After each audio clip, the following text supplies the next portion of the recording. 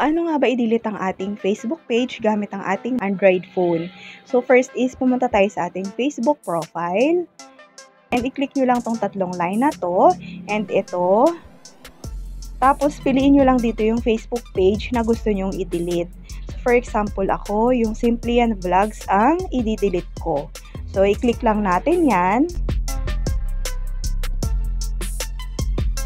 So, ito, na-open na natin yung ating Facebook page. And, i-click natin itong tatlong line na to. And, scroll down lang natin. At, piliin natin yung settings and privacy. Click mo lang yan. And, pati yung settings. Tapos, yung page settings. Pindutin mo yan. And, scroll down mo lang. Yan. And, hanapin mo tong access and control. Manage your data, modify your legacy contact, and delete your page and more. So, i-click natin yan.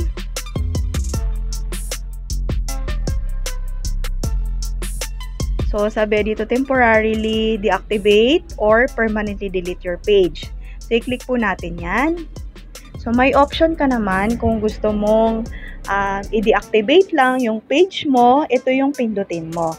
Pero kung gusto mong i-delete, katulad ng gagawin ko, ito yung pipiliin natin.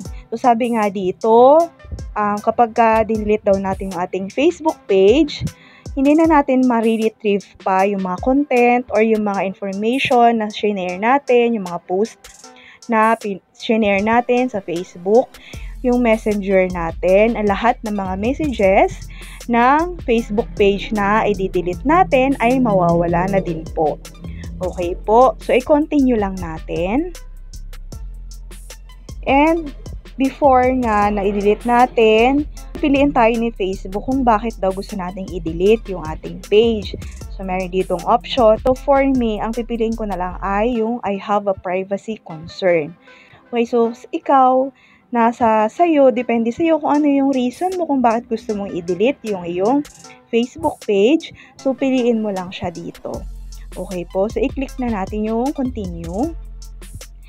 And, sabi nga dito, we're sorry to see you go. Before you delete your account, there may be some things we can do to help with privacy on Facebook. So, ito, nagsasabi si Facebook na kung privacy yung concern mo, is meron naman silang, ito yung control your information.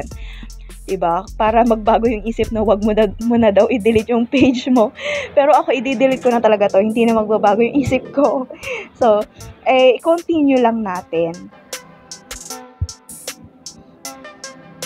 So, once the deletion process begins, you won't be able to reactivate your page or retrieve any its content. So, okay. So, i-scroll lang natin and i-continue na natin. So, confirm this is your page. So, bago natin i-delete, kailangan nating i-enter yung ating Facebook password, yung password to ng profile natin. So, if ever nakalimutan mo yung iyong Facebook password, may video po akong ginawa dyan, tutorial video, kung paano natin makikita yung ating Facebook password if ever nakalimutan natin. So, enter na natin yung ating password. And kapag na-enter mo na yung password mo, continue lang natin. When you delete your Facebook page, you won't be able to retrieve. So, paulit-ulit yan para hindi ka magreklamo if ever na wala lahat ng mga post mo.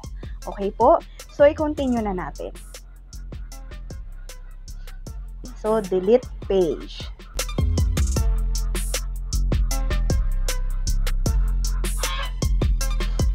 So, ito, nag-switch na nga ako sa Marian. So, mamaya, titingnan natin kung na-delete na ba talaga yung page na yon. Yung page ko na Simply Yan. So, i-click natin to. And dito. So, kung mapapansin nyo, wala na po yung Simply Yan Vlogs. So, ganun lang po kadali. And I hope nakatulong sa iyo ang video to. And kung oo, kindly like this video and subscribe to my YouTube channel for more tutorial videos. Maraming salamat sa panonood. See you next time. Bye!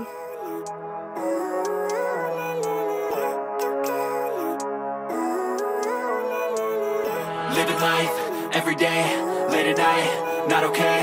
All I want, and I pray, all I need are some better days.